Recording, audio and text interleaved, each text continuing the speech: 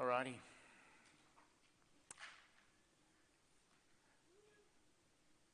So the theme of today's message is Jesus never gives up on us.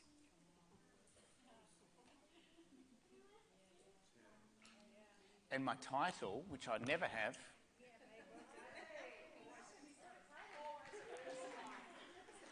we've got this weekly routine. It's always Jean, isn't it?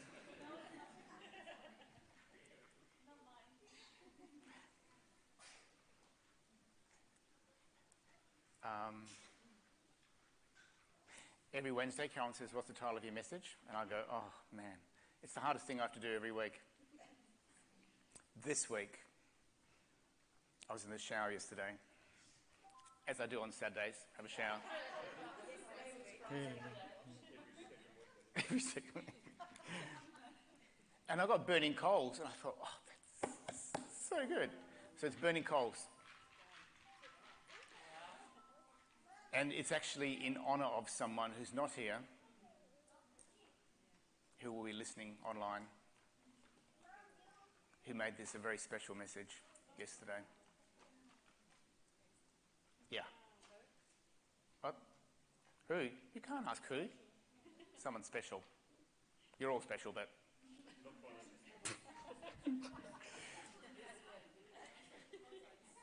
He's special because he's not here. That made no sense, but anyway. John 21, if you want to turn there.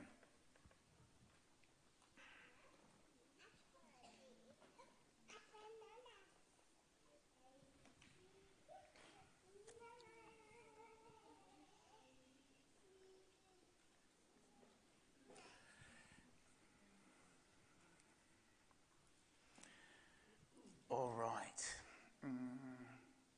So this is... in the 40 days in between Jesus' resurrection and his ascension, pretty special days. We know very little about, Profound days, I'm sure. And this is one of those moments. Because in John 21, Jesus had only appeared, this is the third time that he's appeared to his disciples after he's been resurrected. I think it wasn't very many times that he actually made appearances like that.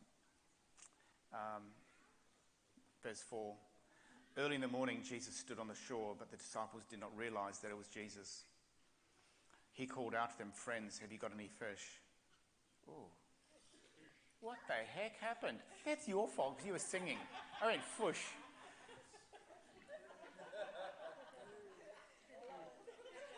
I pick it up so easily.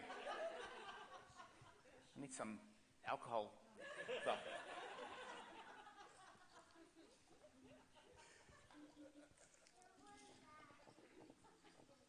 "Friends, haven't you any fish?"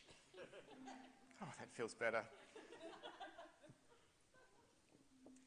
"No," they answered. He said, "Throw your nets on the other side of the boat and you will find some." When they did, they were unable to haul the net in because of the large number of fish. Then the disciples whom Jesus loved said to Peter, "It is the Lord." As soon as Simon Peter heard him say, "It is the Lord," he wrapped his outer garment around him, for he had taken it off, and jumped into the water. The other disciples followed in the boat, towing the net full of fish, for they were not far from shore, about 100 yards. When they landed, they saw a fire of burning coals there with fish on it and some bread. Jesus said to them, "Bring some of the fish you've just caught." So Simon Peter climbed back into the boat and dragged the net ashore. It was full of large fish, 153. But even with so many, the net was not torn. Jesus said to them, "Come and have breakfast." None of the disciples dared ask him, "Who are you?" They knew it was the Lord. Jesus came, took the bread, gave it to them, and did the same with the fish. This was now the third time Jesus appeared to his disciples after he was raised from the dead. When they'd finished eating, Jesus said to Simon Peter, "Simon, son of John, do you love me more than these?" "Yes, Lord," he said, "you know that I love you." Jesus said, "Feed my lambs." Again, Jesus said, "Simon, son of John, do you love me?" He answered, "Yes, Lord, you know that I love you." Jesus said, "Take care of my sheep." The third time he said to him, "Simon, son of John, do you love me?" Peter was hurt because Jesus asked him the third time, "Do you love me?" He said, "Lord, you know all things. You know that I love you." Jesus said, "Feed my sheep. Very truly I tell you, when you were younger you dressed yourself and went where you wanted, but when you are old you will stretch out your hands and someone else will dress you and lead you where you do not want to go. Jesus said this to indicate the kind of death by which Peter would glorify God. Then he said to him, "Follow me." I just want to read one more passage that links in with that and links in with my story for today. And it's out of Luke 5. Just a few verses.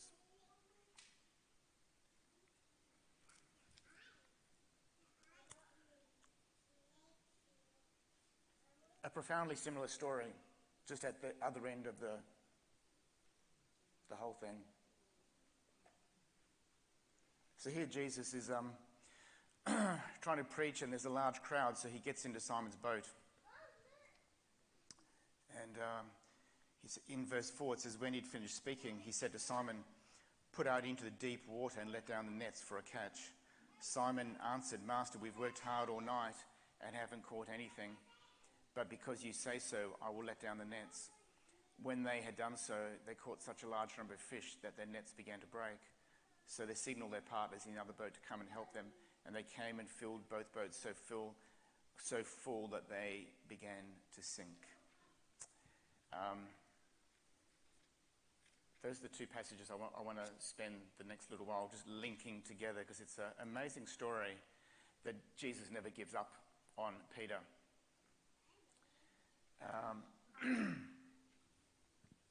It's amazing, isn't it, that in Luke 5 was the calling of Peter, and it was on a fishing boat, and the same thing, they'd fished all night.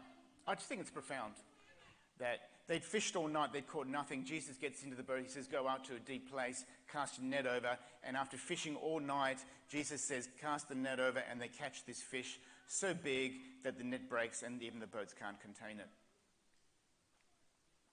And then 3 years later, it's the same scenario, but Peter's been journeying with Jesus, but he's actually walked away from the whole thing out of brokenness. He's walked away, and here's the same scenario. He's fished all night, and Jesus says, "Put your net on the other side," and they do, and they again catch this amazing catch, but the net doesn't break. I think there's an amazing picture here that Jesus calls Peter to raise up a fisher of men. He spends 3 years walking with him. Peter ends up in this place of great brokenness where he just goes back to what he knows, and Jesus reinstates him on the fishing boat. I think it's an amazing story that Jesus doesn't give up on this man, and the story is true for each one of us. Jesus does not give up on your journey. Yeah. So that's where I'm heading. When Jesus chose Peter and you, he knew what he was doing when he chose you. He knew what you would go through. He knew your ups and downs. He even knew the times that you would walk away. He knew the times that you would probably deny him, the times that you would probably fail him. I think it's quite amazing. He knew those things when he chose you. I think when we choose someone for a job these days, we kind of want to look at their last 5 or 10 years of work history and go, okay, I'll choose this person because they're reliable, because they're da-da-da-da. That's not the choosing of God for any of us. Yeah.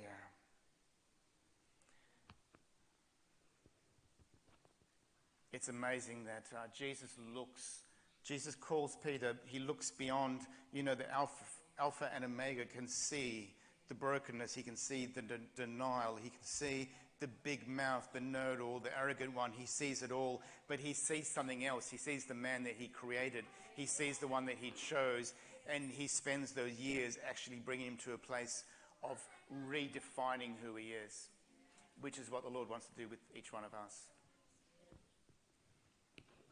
So, John 21.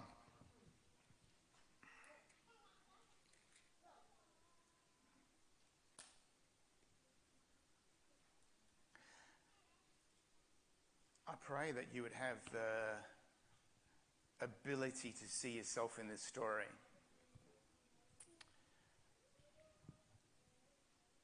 amazing?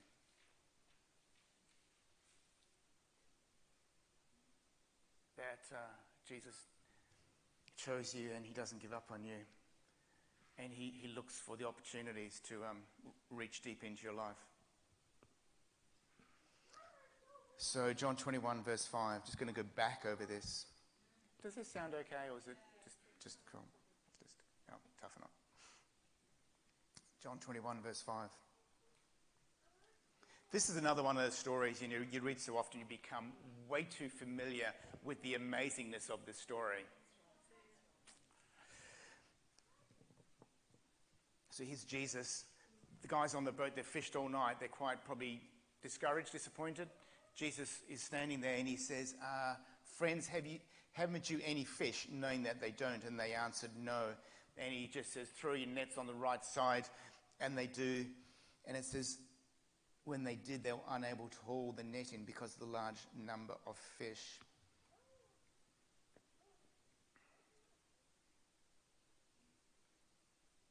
So what's happening in this with this bit here, which we sometimes can easily miss, there's 7 disciples on there, right? There's James and John, Nathaniel, Simon, Thomas, Peter. They've just spent 3 years with Jesus, and they've walked with him flesh and blood. All of a sudden he's crucified, and you think everything changes. The way that they knew Jesus, the way that they related to him, the way that he ministered, everything has changed. He has now died, and they know that he's been resurrected, and they're in this place which I call transition, which is a really important thing for us to understand in this day. Transition. It's these 40 days of transition. See, they were used to Jesus' flesh and blood, and now they've got Jesus resurrected, and they do not know what is going on. And Jesus is taking them from one season. I said that word for Jo because she doesn't like it. He's taking them from one season to another one. But they're in this in-between 40 days where they actually do not know what's going on because everything that they knew beforehand has been taken away from them. Does that sound familiar? Everything that the way... They got used to Jesus being with them, and this is how it's going to go. And you've got to remember their mindset, that they would have thought that Jesus was going to set up a kingdom on the earth at that time. That is important to understand, that they were expecting a political ruler to set up his kingdom on earth. Everything has changed, so they are in this 40 days now. We do not know what is going on. And so he is beginning to transition them because he's going to leave soon. He's got 40 days to transition this mob because he's off, and they were used to him functioning flesh and blood. And Jesus has to get used to them functioning by the Spirit of God. So it goes from the flesh and blood of Jesus to the Spirit of Jesus. That's quite a big change. Does this make sense to anyone? So they're in a transition. So this is part of it. They're going, we've fished all night and we've caught nothing. Jesus just goes, I'm casting net there, and they catch a whole lot of fish, and he's getting used to them, actually getting used to his voice. What's really happening is, in this season, you see things a certain way. And in this season, Jesus is teaching us to see things a new way. And it's really important for us to learn to see things the way that God is bringing us into. Because as you see, so you will interpret and understand and believe, and your actions will follow.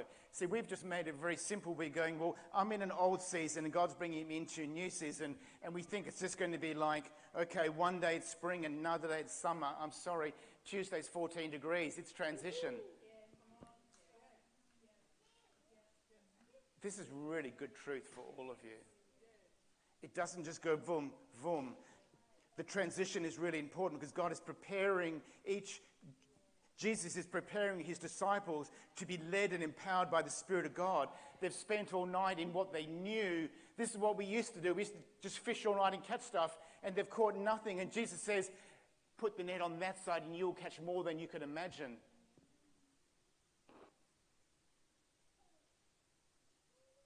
He's preparing his people to actually follow his Spirit. It's actually preparing to see a new way, to interpret things in a new way.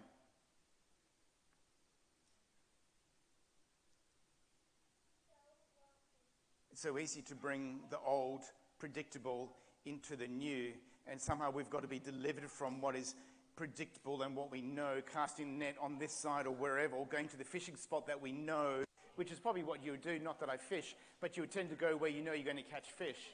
And this just hasn't worked for the guys, and they've done it all night, and Jesus says, well, just do what I say, and it'll be fine.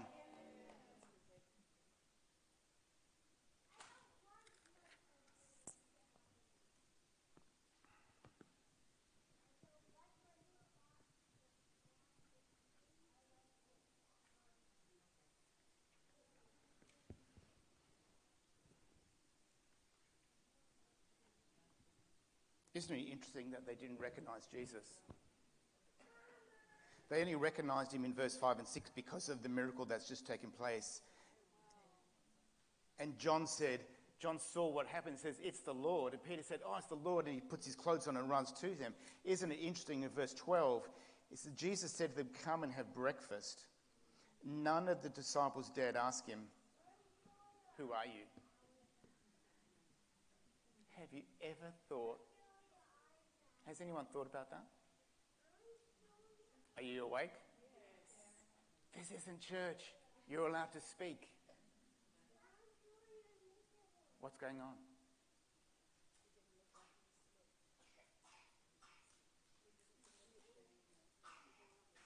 Yeah. Anyone else?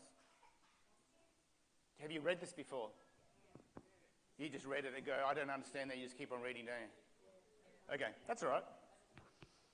I just think it's amazing. They're sitting having breakfast with Jesus, and no one says, they're all going, is this Jesus or not? You got to think, they've just spent 3 years with him. They've watched him be crucified, they've watched him be resurrected, and now they're having breakfast with him. And they're going, oh, we're not quite sure if this is Jesus. But don't say anything.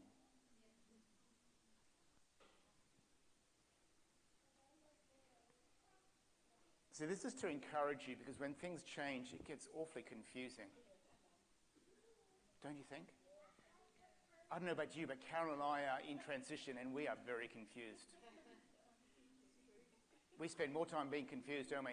You should listen to some of our conversations. Oh my gosh. It can change radically from one block. When we, especially on our walks on a Thursday, we go walking and we just talk about Jesus. And it's like, it could be, something here, and then by the time we get to the first coffee stop, it's like, whoop, it's changed. We are confused. And I just want to say this for you, Carolyn, because in transition, God is changing the way that you see things. Really important to understand. It's not how you saw things there. He's wanting intentionally to change the way that you see things. And old season, new seasons, it's not like, okay, well, yes, I'm in a new season now. The transition between the two is really important, because it's in that time that he actually changes you. What's happening here is God is changing the way that you see things, the way that you interpret things, even your actions and behaviors, to actually match what he's taken you into. And I believe for us, he's actually taking us from here to there.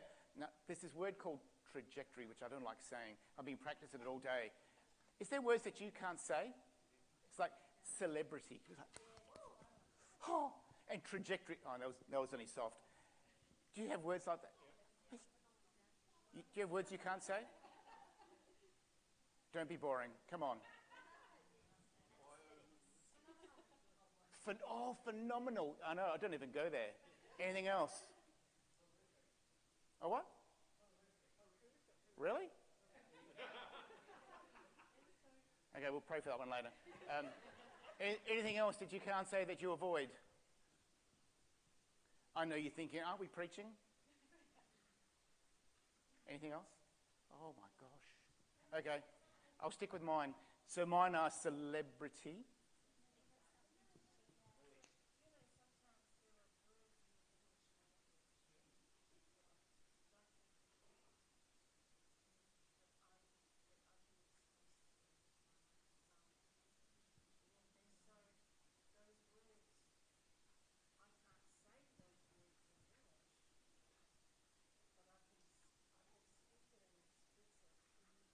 in Samoan. I should try that.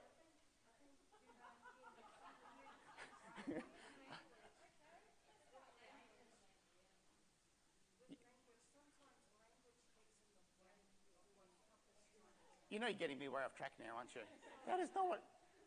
That's okay, though. It's good to interrupt.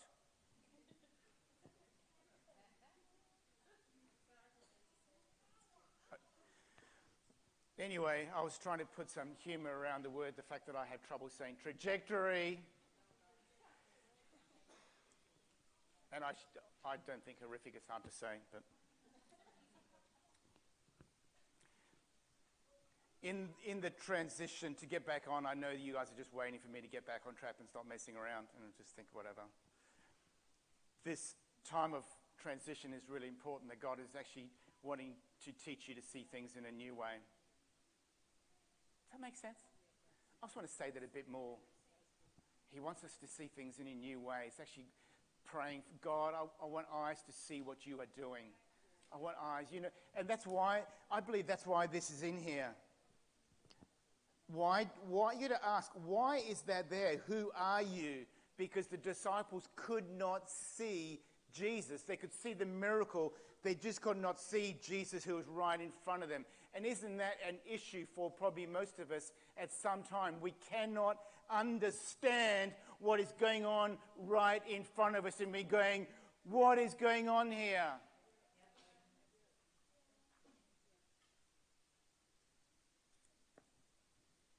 And so Jesus is teaching them to see afresh. It's actually a time of great transformation if you can receive it. It's a time to wait upon the Lord and allow him to do in you, because so often we just want to go from here to here, but God's got to do something in you so that you can actually walk in this.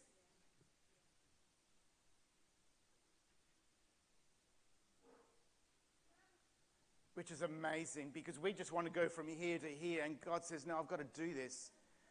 Because if he's going to set you on a new trajectory, he's got to do something in you that you didn't have before. Yeah.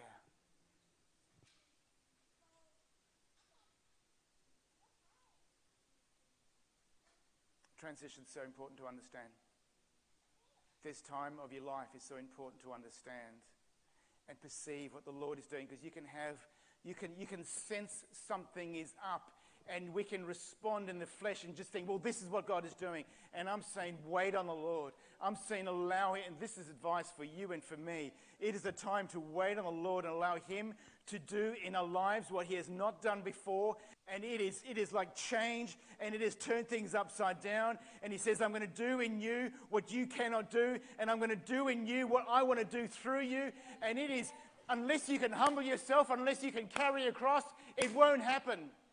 You'll end up walking in this in your own strength like you were in the previous season. You guys awake? I don't care if I upset you today. This is a really important message to get. Don't just sit there and sleep. Open your eyes and open your ears. It is a time to understand what God is doing in your life. He's wanting to turn the apple cart. It's like getting a rope and smashing the things around the cart. You've done stuff in your strength, in your way. You built a church, you built a life, and I come with a rope and I'm going to destroy it, and I'm going to rebuild what I want to do in your life. Amen? You're allowed to make noise. This is not a funeral home. You're allowed to make noise. God is reorientating your life according to what he wants. And we can stubbornly, and I sense this in you and I. It's like, our personality type is just like, just hang in there and survive, and it's all about our strength, and God is wanting to crush that human strength and ability and go, I'm going to project you in what you cannot do, and it's going to be by grace and not by your strength and not by you. That's what he's doing with this fisherman. Which is why they're sitting there around the fire and they're going, we're not sure who this is. In other words, we don't quite know what's going on, but we'll just eat the fish instead. It's an amazing time. So easy to gloss over it, isn't it?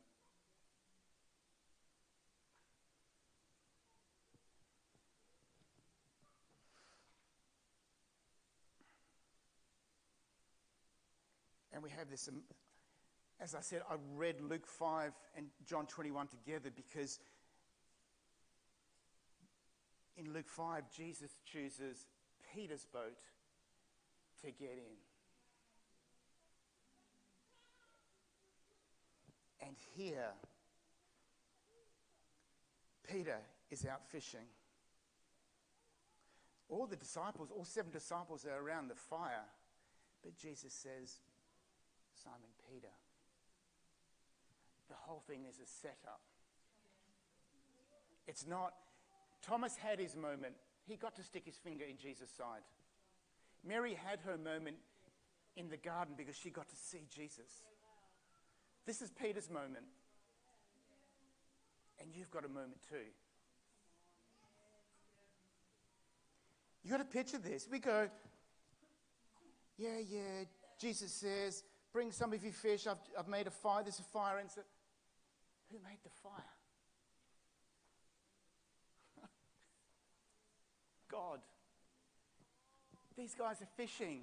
God on earth collects the wood, makes a fire, puts some fish on it. Come on. I don't know if that cracks you. If it doesn't, I think you're dead. That just cracks me. The Son of God who created the universe. Peter's out fishing. He wants to reach Peter. This is Peter's day. He goes and gets some wood. He starts a fire. He goes to market. He's cooking fish, waiting for Peter because this is Peter's day to restore him because Jesus never gave up on him.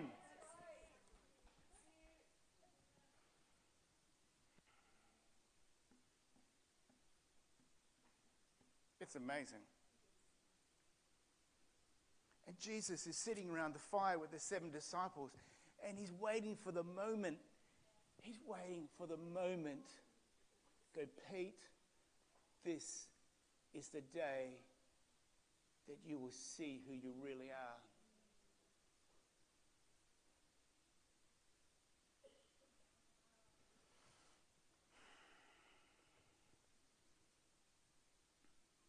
How do you think Pete felt after the denial?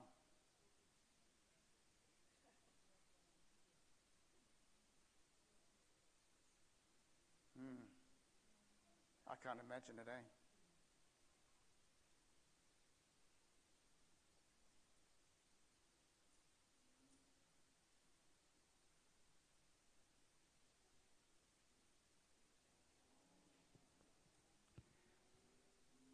So Pete's probably sitting around the fire. I think he'd feel like an ultimate scumbag, wouldn't he? He'd already left everything because he'd just gone back fishing. He was just thought, this whole thing, these 3 years with Jesus, I don't know what they're about, but I've totally stuffed it. I'm going back fishing.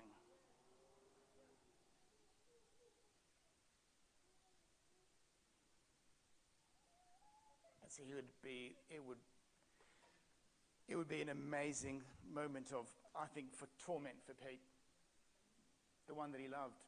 He denied not just once, but 3 times. And not in any adverse circumstances, but to a young girl.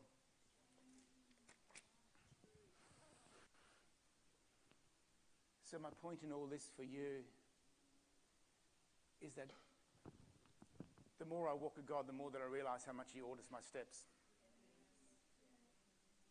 The more that I go on with God, the more, I think the bigger that he gets, the more that I realize. He's got so much. Even the burning coals. God spoke to me about, as I said yesterday, Friday morning, about burning coals in the shower. He just said the message is called Burning Coals. I had a coffee with someone a couple of hours later. And he said, it's funny. Burning coal stands out to me in Scripture. And I'm like, you're kidding me, aren't you? True story. He orders our steps incredibly. The circumstances, the situations, he is ordering your ways, your experiences, the things that people say to you, the situations that you're in. He is so speaking to you and guiding you, and we just think, oh, that's just a coincidence, oh, that's just me. And he is so into leading us and guiding us, and then in our stupidity we go, God, show me which way to go. If we would have eyes to see what God is actually doing.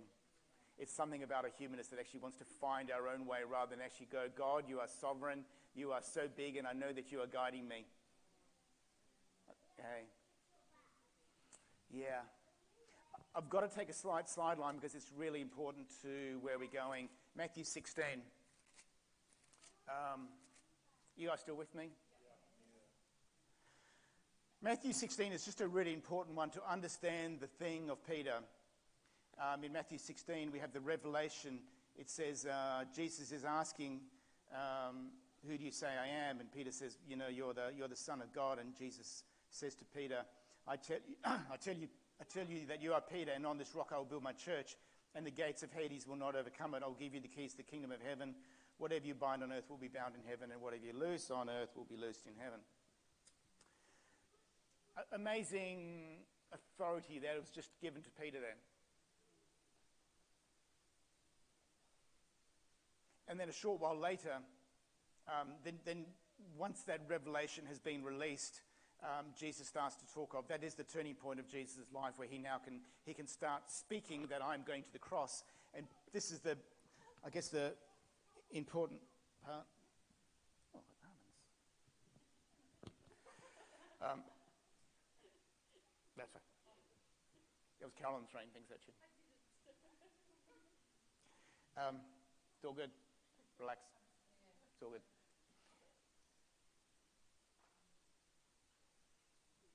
Are we on track? Okay, it's just me. So Jesus is saying, I'm going to go to the cross, and Peter makes this crazy, classic Peter, get behind me, Satan. You are a stumbling block. Jesus says, get behind me, Satan. Did I miss a bit there? I did. That's right. That's right. Peter took him aside and said, "You are not. This shall never happen to you." Jesus said, "Get behind me, Satan. You are a stumbling block to me. You do not have in mind the concerns of God, but merely human concerns." This is a really, really big moment because it sort of defines Peter's life. And actually defines what was happening in John 21, which was why Jesus says, "One day you will also be crucified like me." You've got to understand that's what's going on here.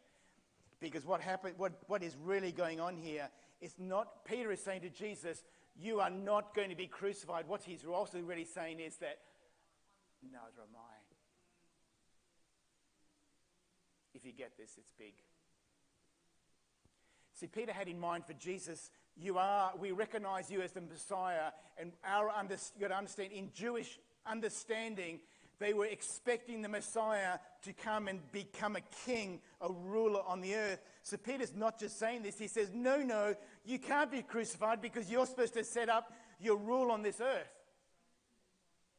So he says, no. And then Peter says, Jesus says, get behind me, Satan. Peter was also saying, no, I don't want you to be crucified, and there's no way that I'm going to do what you are doing either. I am not going to be crucified or carry a cross. Important, because you've got to understand, Jesus said, unless you carry your cross, you cannot be my follower.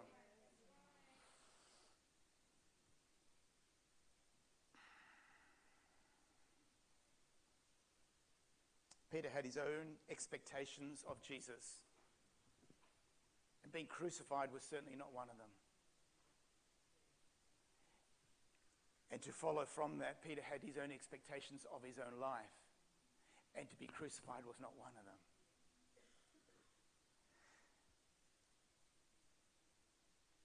The powers of darkness will always seek to disrupt your life or destroy your life, to bring sickness, disease, death, harm, all that sort of stuff.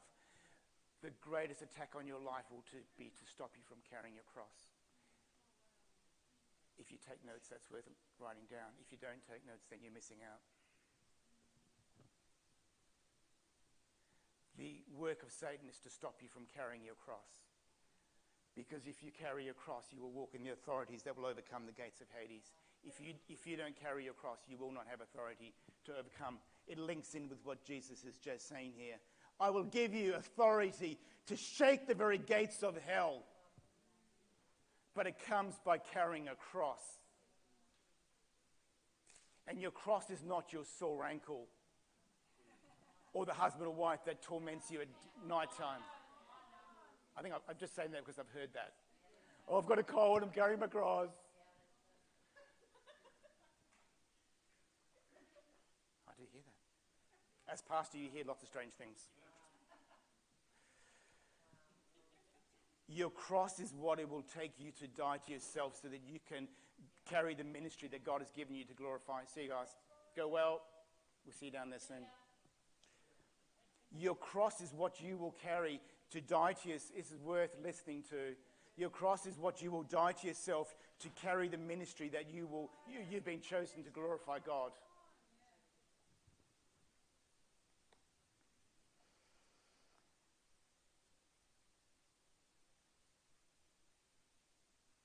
Does that make sense?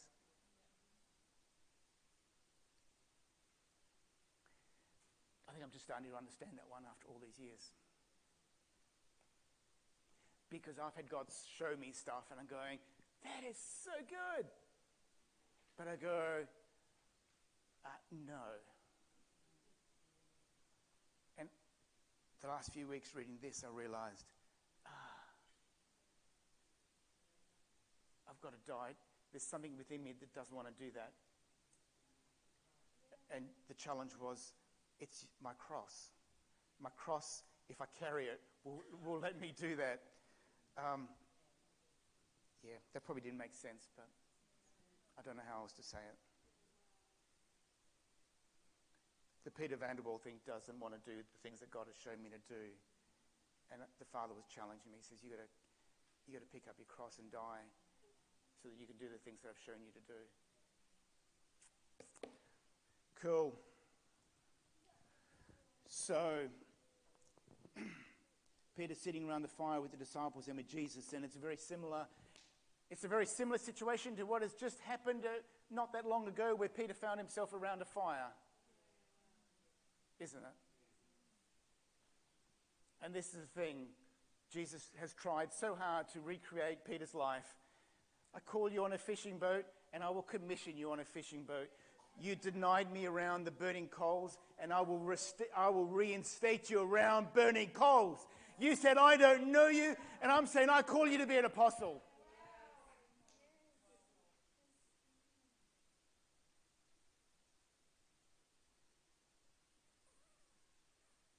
This is a really hard message to do.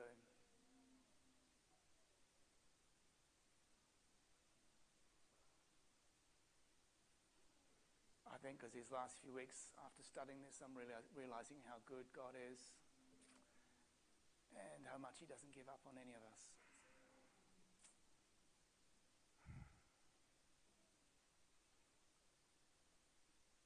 There's so much in Scripture that we just read as stories.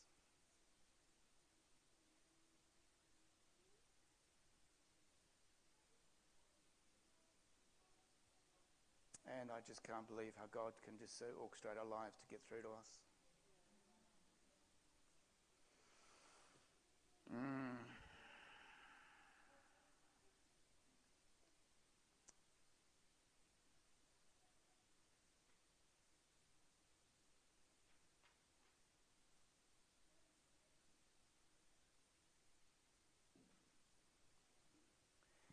See, Peter was sitting around the fire in John 21 going, I've lost the one I love. I've totally stuffed this.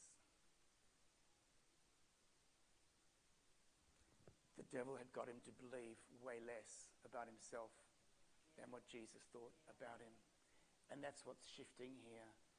Peter thought, I denied you. I deserve nothing.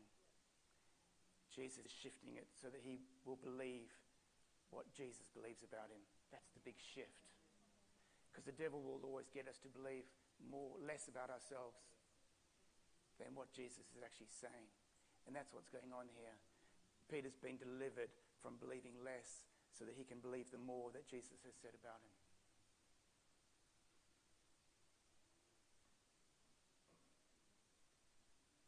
See, Jesus is the one that created Peter.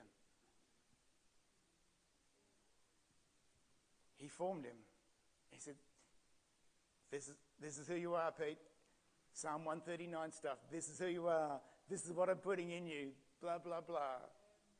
He believed the more. But somehow Satan got hold of Peter and he got to believe the less. And so Jesus is just reinstating that. This is who you really are. That's what's happening around the fire. That's what's happening with, do you love me? Do you love me? Do you love me? He's reinstating the man that he was always created to be. It's just that Jesus had to get this man. See, Peter was this interesting person. What happened? The denial was really the hot pot to bring to the surface everything that was. I'm kind of approaching the end here. The denial just brought to the surface everything that was always in Peter's life.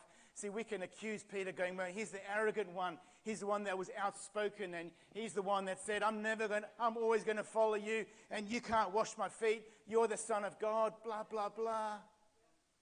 He was the big mouth, the arrogant on the outside. On the inside, he was full of fears and full of rejection, full of being neglected, full of thinking he's going to be written off. That was the real stuff that was in there. It was just a mask on the outside, the Mr. Know-it-all and Mr. Tough Guy. And this is where Jesus has brought this man to. So you think, well, Peter denied Jesus. I reckon Jesus set that whole thing up because Jesus said, before it happens, you're going to deny me before the rooster crows. It was a setup.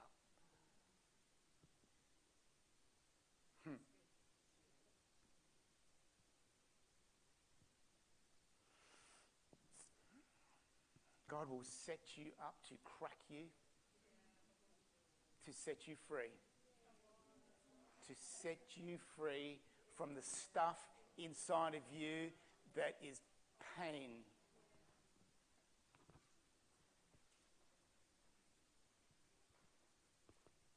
We just don't know how to handle the pain, so we spend our life with a mask. And this is my point. Jesus had to deal with the mask of Peter. The loud mouth, the know-it-all. I will always be with you. It's the mask. And Jesus always knew it. He just had to wait for his time. And so my proposal is that we all have a mask. And Jesus will set us up to deal with that mask. And the mask can look like everything from, spending your life trying to make lots of money, be successful, have a nice car, have a big house. Your mask can be alcohol, your mask can be drugs, your mask can be pornography, your mask can be, I'm just going to crack them all, eh? Your mask can be your gadget, your mask can be your facelift, your mask can be your nose job, your mask can be your new lips, your mask can be, you know what I mean? You look at some people and, when we were in Europe a few weeks, I spent my days going, oh. It's just like everyone's got these fish lips and their foreheads have been lifted up so high, their hair's on the back of their neck. And I feel pain, not just because of what I'm looking at. I actually feel the pain. I'm actually a sensitive person, believe it or not. I actually feel the pain of what's underneath that. I really do. And that may sound really arrogant, but I just think, oh. And I feel the pain of this generation that covers their life over with social media and image and everything that we mask our life with, eh? It is amazing. And we mask because we can't handle the pain.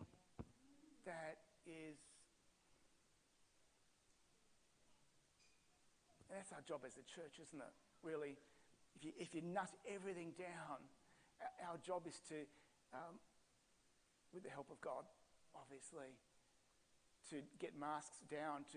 People have lost identity. That's the bottom here. The whole message of salvation is restoration of identity. And so we have this pain. We have a generation that's in pain. And Peter was in pain, and Jesus waited for the time to deal with the pain. He had to wait for Peter to actually sit round the fire. And he knew exactly, I believe Peter knew exactly what was going on. He saw the boat, he saw the fire, and he knew, this is my time that I am going to be set free. Now that may be a long shot, but I believe it. I can see it in my life, how God sets me up to deal with stuff that I don't understand, and I don't want to deal with it.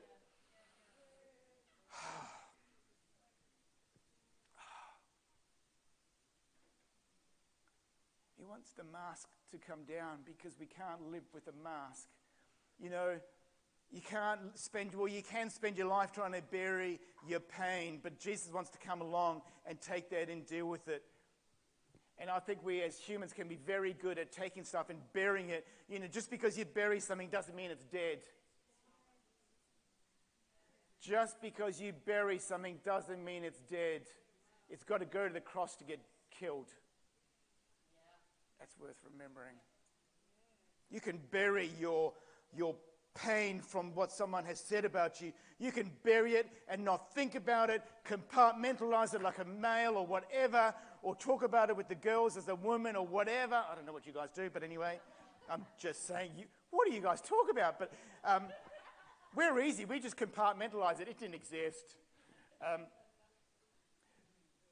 But Jesus wants to deal with it and actually bring down the mask so that you can be free, so that you can be redefined according to what Jesus says about you. And that's what is going on in John 21. Peter being reinstated. Feed my sheep. Jesus is really saying to Peter, there's going to be a massive harvest coming, and I choose you to oversee it. Feed my sheep. I call you to be an apostle, to oversee what I'm going to do in this time. He's reinstating who he's always meant to be. Yeah.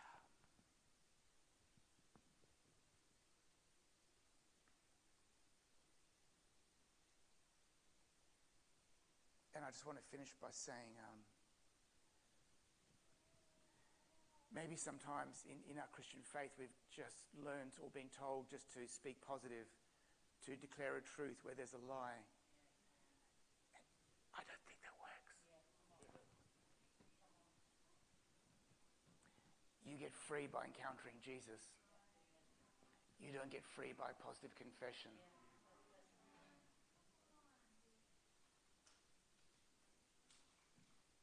It's always that way.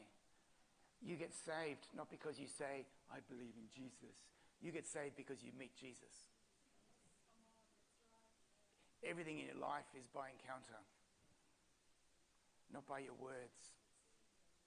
You're saved not by your efforts, but by grace. By grace means God activity. That's how you get free. You know, it's okay. See, what's going on here with Peter's life, what the whole story tells me, is that Jesus knew all along that that Peter was messed up, that there was ugly stuff on the inside of him. He knew that he was going to get denied. Isn't it amazing? Peter gets the revelation from heaven that you are the Son of God. Soon later, he says, you're not going to the cross. I don't know you. Jesus knew the mess that was in Peter's life. So we don't need to hide what's on the inside of us. God can handle it. God can handle your honesty. That's a really big point. And I'm not saying, I've heard some guys take this and go, well, they just talk really, it's not an excuse for dishonor. But there is so important that we can trust God with our stuff. And knowing that he's not offended, knowing that he's not going to run away, knowing that you're not even going to lose your salvation for some of the stuff that you may say. And you may come to a point, and I believe that the church really does need to come to a point where we go, I really don't believe in you. Because if we really believed in him, our lives would be very different. But we haven't got the guts to say, I believe in you as a doctrine, but I don't believe in you as a person. I don't believe that you are resurrected. Condemnation. I was just thinking that this morning. If we really believed that Jesus died on a cross, we wouldn't feel accused and we wouldn't feel condemned because we saw him die for me and nothing's going to condemn me. Can you have the guts to say, I don't believe as much as I should that you died for me? Is that okay? Is that too pushing the boundary? I think we do need to push the boundaries of ourselves, of what we really believe. If you can handle that, it's really got to be, you and God's got to become so. I'm going to finish with one last quote. It's by Bob Mumford.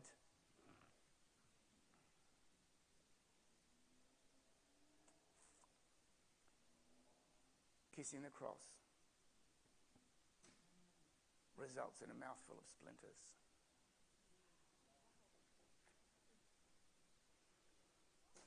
If you get close enough to the cross, you will get a mouthful of splinters.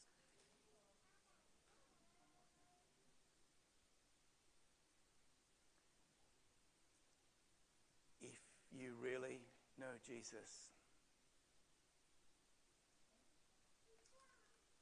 you're going to feel that cross.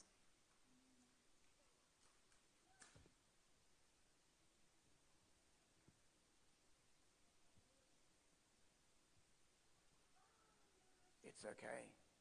It's okay to be bluntly honest with God because he knows what's in you already. I think sometimes as Christians we can be scared to say, God, I don't believe. I don't trust. I don't have faith because, man, if we say that, someone's going to come and counsel us and lay hands on and pray for faith and all that sort of stuff. And you don't need that. You need an encounter with Jesus Christ. You don't need Christian consoling. I'm just undoing a lot of churchianity here. It's really important that we do it. You don't need consoling. You need to really meet with Jesus.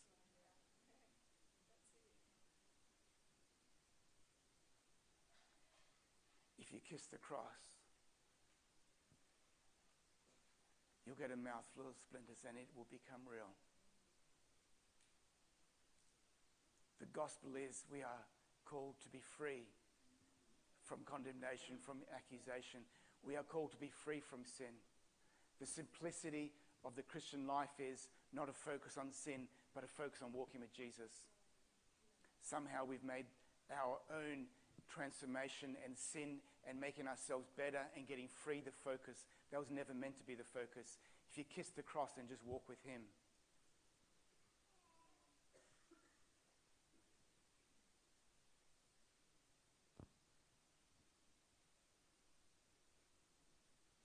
So I want to finish this with what Jesus' words, as he finished with Peter. He said, I tell you, when you're younger, you dressed yourself and you went where you wanted. But when you're old, you will stretch out your hands and someone else will dress you and lead you where you do not go. And he goes on, he finishes by saying, Peter, come and follow me.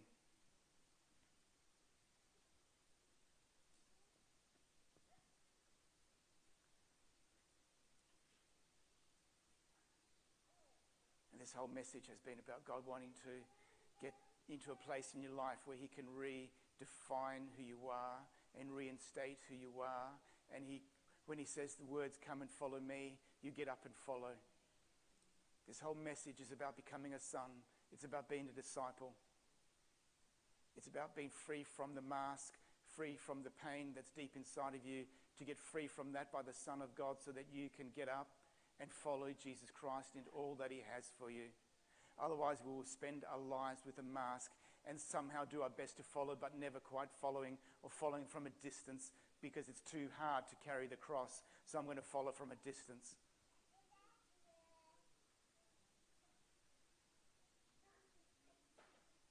So this message will take, if you take this seriously,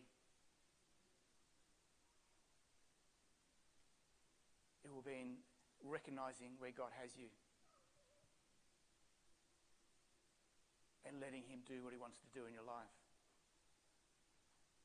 I think the ugliest thing, I can only speak personally, the ugliest thing that I can do is hold on to my mask and just try to bury the things that hurt me.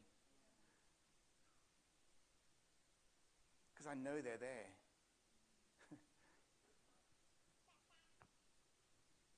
And my passion, for me anyway, is to be all that Jesus says about me.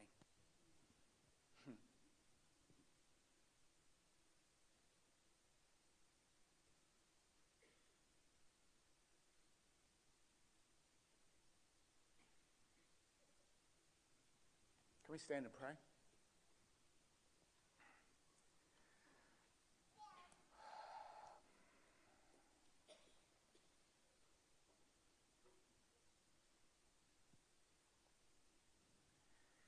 I just want to speak over your life. Wherever you are, the simple truth that Jesus never gives up on you. And you may say, well, yeah, I agree. I know that Jesus never gives up on me, but you can just stay in a nice, safe holding pattern. Spend your life in a nice, safe holding pattern.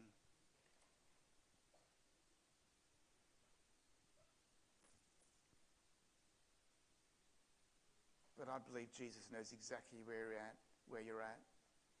He knows who you are because he made you, which is extraordinary.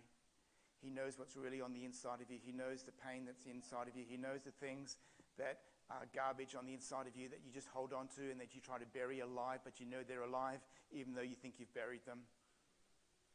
And he sees every day the mask that you may put on to look and survive life, and he wants to deal with that mask so that you can be free, so that you can be free to be who you really are. And I know the mask is really comfortable, but I know that the mask, speaking from personal experience, the mask is just awful because you become a slave to that mask. Don't you?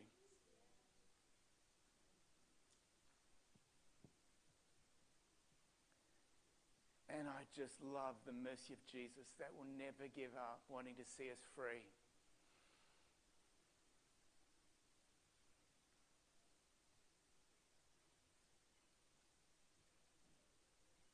And so, Father, I pray for what you're doing in this place. Oh, there's another great quote. Hopefully you can handle my... This is like an intermission from prayer.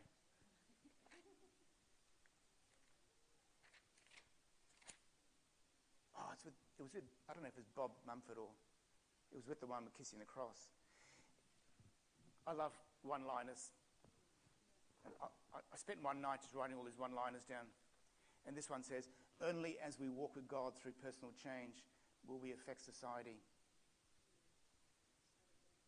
Only as we walk with God through personal change will we affect society. That may not mean much to you.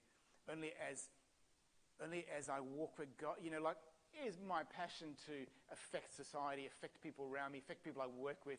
Go, what is different about, what is going on with this? What is this God stuff?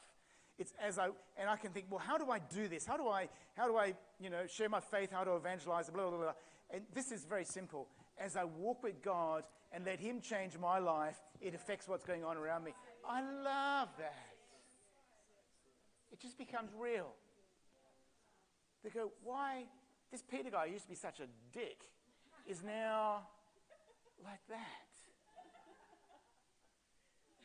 That was okay, wasn't it? Bad language? I'm sorry if you didn't like it. And they go, and I love that. It's like the obviousness of the cross and the work of the transforming thing, and you go, what is on with this guy? And that's the story that's going on here. It's more than just you. It's your marriage and your family and the people you work with. Kiss the cross and get a mouthful of splinters. Grace to you as you walk with Jesus Christ. May it be your greatest personal goal to be free. May it be your greatest goal to be everything that Jesus says you are, not by your effort, but by his effort in you.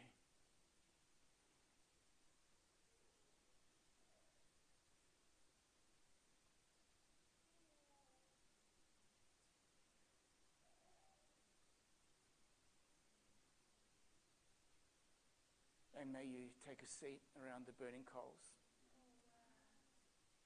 and let him speak to you.